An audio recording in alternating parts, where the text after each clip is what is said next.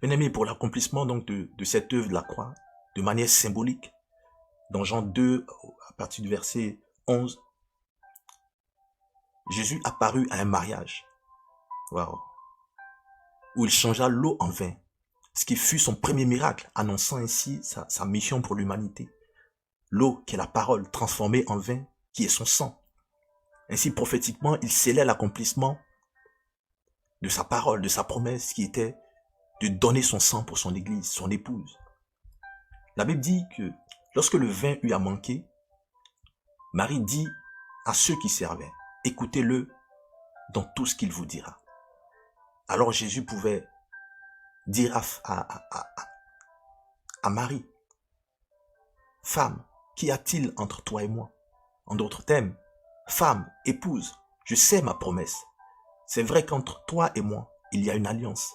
Cette promesse à réaliser qui est de restaurer cet amour divin. Mais mon heure n'est pas encore venue. J'ai des choses à faire et à expliquer avant que je ne donne de mon sang, avant que je ne me livre sur la croix de Golgotha. Puis, bien-aimé, ce sang est un véritable breuvage pour toi et moi et qui te remplit, n'est-ce pas, de la vie de Dieu.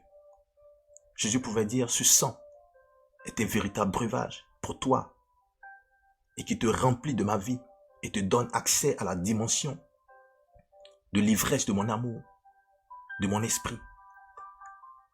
Bien-aimé, n'est-ce pas que la Bible nous dit que ne vous enivrez pas de vin, c'est de la débauche, mais soyez plutôt remplis du Saint-Esprit. Alléluia. Bien-aimé, toutes ces paroles ne sont pas pour vous ennuyer, mais c'est plutôt pour vous donner de réaliser à quel point Dieu nous a aimés.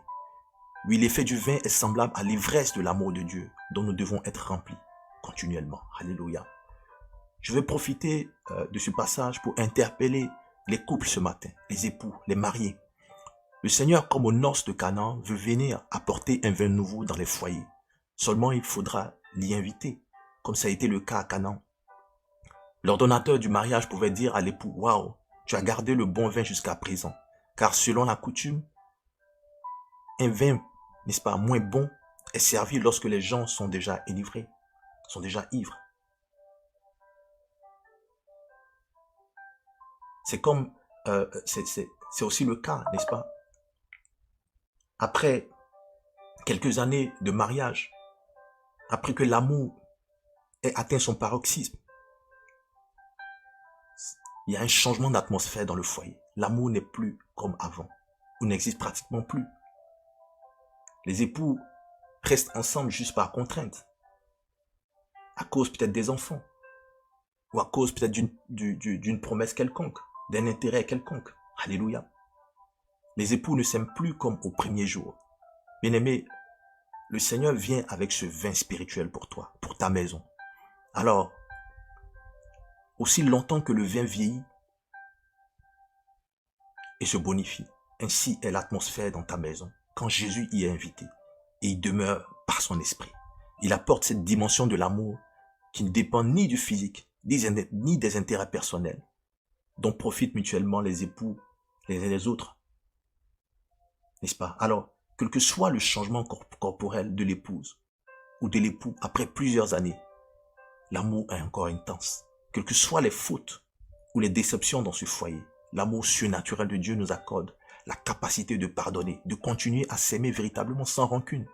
Je voudrais dire en vérité que le mariage est une affaire de deux personnes. Elle n'est pas plutôt une affaire de deux personnes. Alléluia.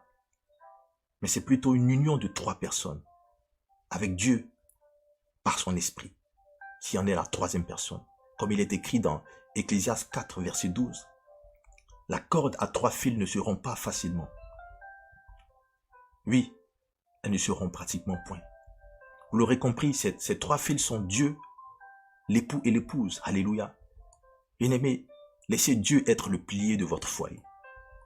Laissez Dieu être le socle sur lequel est bâtie votre maison. Alléluia. Je veux vous inciter à bouter le diable hors de votre maison.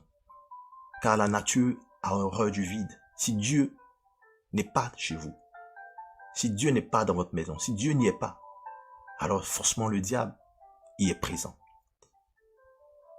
Alléluia. Et s'il y est, il vous donnera d'agir et de réagir selon le système de ce monde, selon le raisonnement des hommes, selon le raisonnement dans ce monde. C'est-à-dire, il y aura un manque de pardon.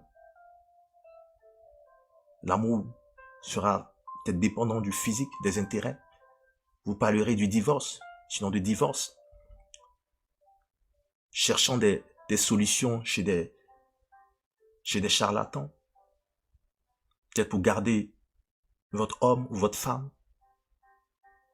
Plongeant cette personne-là dans une certaine instabilité, une insécurité spirituelle, psychologique et émotionnelle.